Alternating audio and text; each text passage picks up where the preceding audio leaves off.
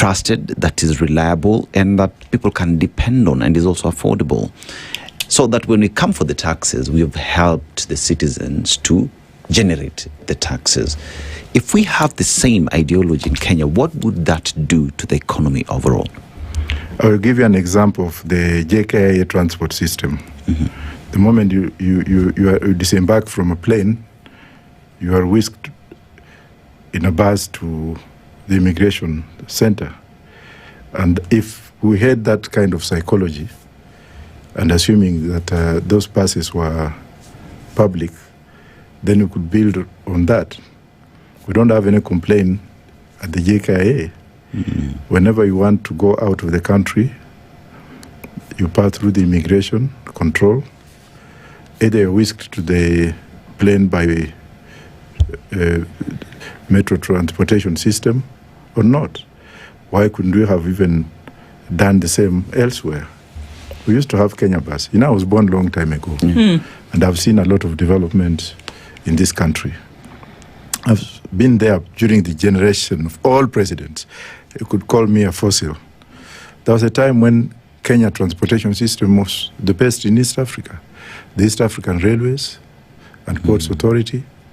We had railway lines linking the coast to the interior. They are very reliable, available, affordable. We had even the waterway systems in Lake Victoria, which were available, reliable, and affordable. We had the Kenya Bus system, and we even still have the Kenya Bus Corporation. We had also the Kenatico system. We had also a time when Moi brought in the London taxis to ease congestion.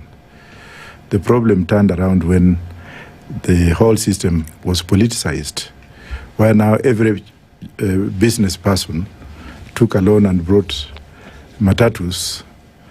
And when Michuki came in and streamlined that particular industry, everything went okay.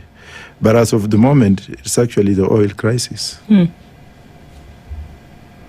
So there seems to be crisis after crisis after crisis. Yes. So whether we're talking about a public transport system, or whether we're talking about fuel prices going skyrocketing, or whether we're talking about an economy that's downward facing, all of that seems to lead back to leadership. And we're at a time now where everybody's asking for a position of leadership. And we have to find ourselves asking the question about who would make it different if they were given a position or were given that mandate by people to lead. How would it be different? What would be done to say that now you can see something different happening?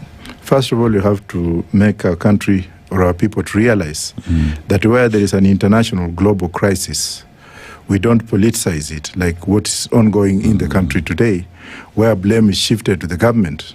Sometimes we have to swallow our pride and speak the truth. Currently, in the 70s, we had the oil crisis. Then we had the Russia-Ukraine that brought in a crisis that brought in an oil crisis.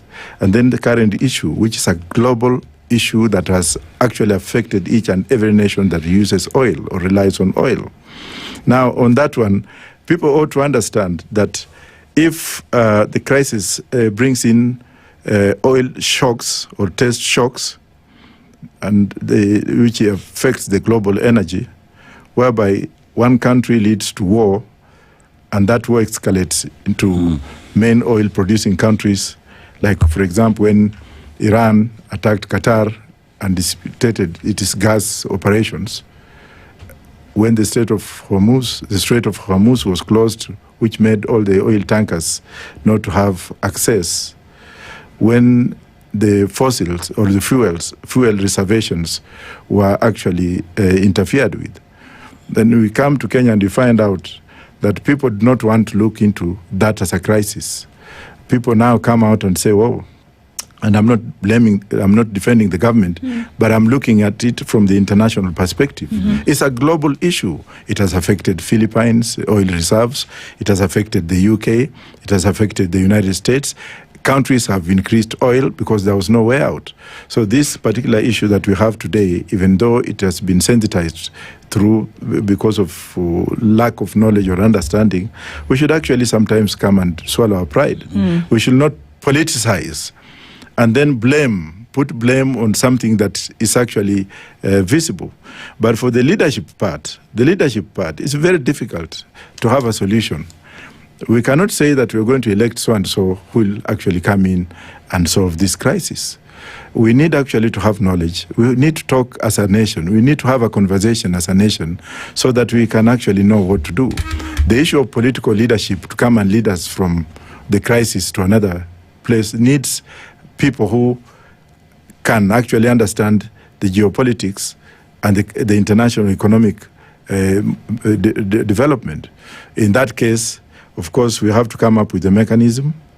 We have to look at us and ask ourselves, what can we do in this nation? Must we relegate everything to somebody? Must we look at the current political system to try to come out of the crisis? So issues of which politician is going to bring us out of the crisis without us thinking about ourselves and putting down the ground and having it as a conversation is a problem. Prof, it has been said that for us to have a solution even to the oil crisis that is there right now, one of the areas that we must look into is having reserves, internal reserves, because Kenya, as we speak right now, we do not have long-term reserves that will serve the country whenever these shocks do arrive.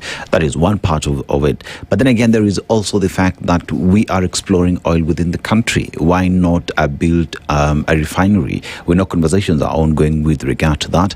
But when it comes to leadership, many say the landed cost for fuel at the port of Mombasa is 100, but everything else is levies, which is now an act that is being implemented because it is law.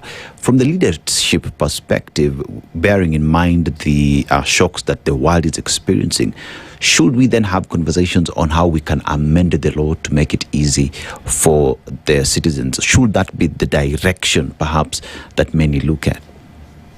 Definitely. The issue of looking at the law and amending the law